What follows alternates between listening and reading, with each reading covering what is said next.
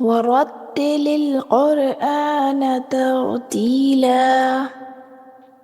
آج کا ہمارا سبق پیش ہے۔ پیش کو ضمہ بھی کہتے ہیں۔ کسی بھی حرف کے اوپر پیش ہو تو اسے ہونٹوں کو پورا گول کر کے پڑھیں گے، نہ ہی لمبا کریں گے اور نہ ہی جھٹکا دیں گے۔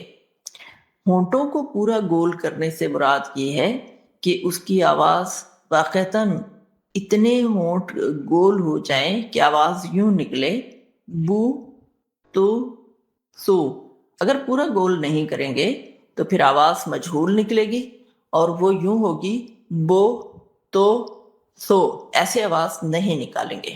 اب ہم حروف تہجی کے اوپر اس کی پریکٹس کرتے ہیں۔ او، بو، تو، سو، جو، ہو، خو، دو، لو، رو، زو، سو، شو، سو، زو، تو، لو، او، غو، فو، قو، کو، لو، مو، نو، وہ، ہو، او، یو۔ نہ اس سے زیادہ آواز لمبی کی جائے گی، نہ اس سے کم کر کے اس کو کوئی جھٹکے کی شکل دی جائے گی، اس سے آواز جو ہے خراب ہو جائے گی۔